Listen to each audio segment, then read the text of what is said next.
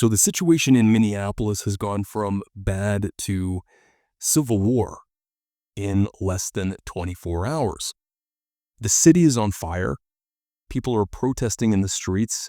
They're attacking federal law enforcement, and the situation is becoming uncontrollable. It is an untenable situation. Now, folks, this is exactly what I said was going to happen. The media has taken the incident and they have framed it to create the narrative that an ICE agent unjustifiably shot and murdered an innocent bystander. Now, we know that that is completely untrue, and there is more evidence coming out every minute, it seems. I can't even keep up with the news on social media, so I'm sure by the time I've uploaded this video, even more information will have presented itself. But I want to play you some videos here which add some additional context. I want to get into the first one. And this comes from an NPR journalist interviewing a woman who obviously knew Nicole Good and explains that she was literally one of the lead protesters leading the protest against the ICE agents that day. They clearly wanted her out of there because she was the main car leading the protest, is my understanding. I talked to another guy who was driving behind her, but she was very successful in blocking traffic. She was doing what she was set out to do, and so they wanted to get her the hell out of there. Yeah. So it looked like she was impeding ICE vehicles. Definitely, yeah. Okay. That was her goal. So there it is, folks. She was impeding ICE vehicles. She was literally one of the main orchestrators behind the ICE protest that day. And now, one of the things that we've learned since ICE has been carrying out their their mandate, the Trump administration's mandate to crack down on illegal migration, is there are now leftist-run groups who are following ICE agents around from investigation to investigation with the sole intent on foiling what they are trying to do. They are actively trying to impede federal law enforcement, which is a felony. So as we can see, that completely is contrary to what the mainstream media's narrative is, that Nicole Good was simply an innocent bystander. That is not the case. That is not what happened. That is not reality. Don't let them tell you otherwise. Now, Kristi Noem also chimed in, and this is, again, just some further context about what happened. I've spoken to the president today on the situation here on the ground. I also just got off the phone a little while ago with Governor Walz and spoke to him as well. I want to reiterate first with all of you the facts of what happened today. At 10:25 a.m. Central Time, Immigration and Customs Enforcement were carrying out lawful operations here in Minneapolis. Because of the adverse weather that Minneapolis has seen in recent snow, one of the vehicles became stuck and ensnared in the snow. Law enforcement were attempting to push out this vehicle, and when a mob of agitators that were harassing them all day began blocking them in, shouting at them, and impeding law enforcement operations. ICE officers and agents approached the vehicle of the individual in question, who was blocking the officers in with her vehicle, and she had been stalking and impeding their work all throughout the day.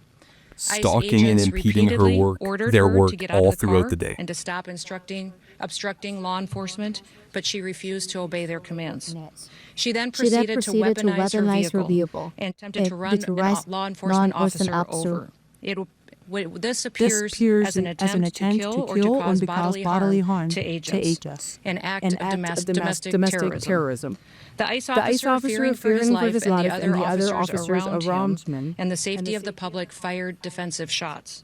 He used his training to... Okay, so I think that's some very important context. So she was obviously hindering the ICE agents' investigation to a substantial degree, so much that she blocked the road, which is literally actively preventing the ICE agents from conducting their investigation. Now, what do you think is going through the ICE agents' mind?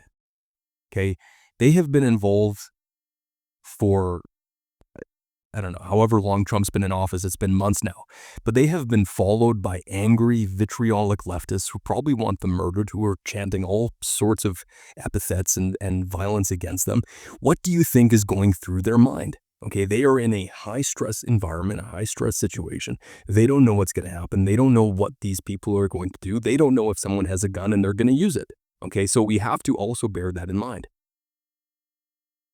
I want to play one last video here, and this is from J.D. Vance at a recent press conference where, again, he sort of breaks down the context of the situation. And this is very important that we get this framework right, because the events leading up to what happened are critical in understanding whether or not the shooting was justified. And again, I do believe that in time we will get dash cam footage, we will get body cam footage, and that will be even more evidence and proof that this agent acted justifiably or in a legal manner.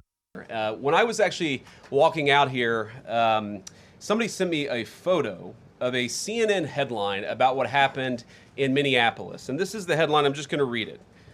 Outrage after ICE officer kills U.S. citizen in Minneapolis. Well, that's one way to put it, and that is the way that many people in the corporate media have put this attack over the last 24 hours. And I say attack very, very intentionally, because this was an attack on federal law enforcement. This was an attack on law and order. This was an attack on the American people. The way that the media, by and large, has reported this story has been an absolute disgrace, and it puts our law enforcement officers at risk every single day.